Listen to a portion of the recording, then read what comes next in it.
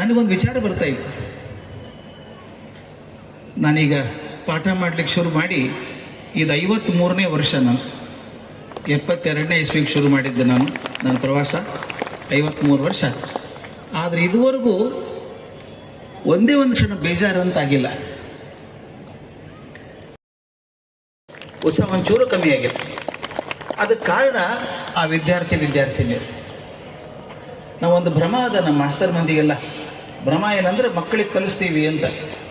ಅದ್ರ ಕರೆ ನೋಡಿದ್ರೆ ನಾವು ಮಕ್ಕಳಿಗೆ ಕಲಿಸೋದಕ್ಕಿಂತ ಮಕ್ಕಳಿಂದ ಕಲ್ತದ್ದ ಜಾಸ್ತಿ. ನಾವು ಅವರೇ ನಮ್ಮ ಇನ್ನೂ ಮುಗಿಸ್ತಲ್ಲಪ್ಪ ಮರ ಇವ ಅಂದಾಗ ನಾವು ಚಲೋ ಕಲಿಸಿಲ್ಲ ಅಂತ ಹೇಳ್ತಿದ್ರು. ಒಂದ್ಸರಿ ಚಲೋ ಹೇಳಬೇಕಾದ್ರೆ ಗಂಟೆ ಆದ್ರೆ ಗಂಟೆ ಆಗಬಾರ್ದಾಗಿತ್ತು ಅಂತ ಅನ್ಕೋತಿದ್ರಲ್ಲ, ಅವು ಚಲೋ ಕಲಿಸಿದ್ದೆ ಅಂತ. ಮಕ್ಕಳ ಮುಖ ನೋಡಿದಾಗ ನಾನು ಚಲೋ ಪಾಠ ಮಾಡಿದ್ನೋ ಇಲ್ಲೋ ಗೊತ್ತಾಗ್ತಿತ್ತು ನನಗೆ. They are our teachers actually. They taught us how to teach. I am grateful. ಮನಸ್ಸಿಗೆ ಬರ್ಲಿಕ್ಕೈತ. ಒಂದ್ಸಲ ಅನಿಸ್ತದೆ ಶಿಕ್ಷಣ ಬೇಕೇನು ಅನಿಸ್ತು.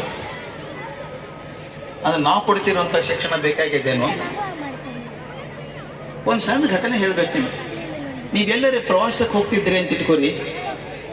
ಒಂದು 15 ದಿವಸ ಎಲ್ಲ ಪ್ರವಾಸಕ್ಕೆ ಹೋಗ್ತಿದ್ರೆ ಗ್ಲೌಸ್ ಹಾಕುವ ಅಂತ ಹೇಳ್ತೀವಿ. ಥಂಡಿ ಪ್ರದೇಶಕ್ಕೆ ಹೋಗೋದಿಲ್ಲ, ಕೆಟ್ಟ ಬಿಸಿಲಿನ ಪ್ರದೇಶಕ್ಕೆ ಹೋಗೋದಿಲ್ಲ ಅನ್ನೋದು ನಾ ಎಲ್ಲಿಗೆ ಹೋಗ್ತೀನಿ ಅನ್ನೋದ್ರ ಮೇಲೆ ತೀರ್ಮಾನ ಆಗ್ತದೆ.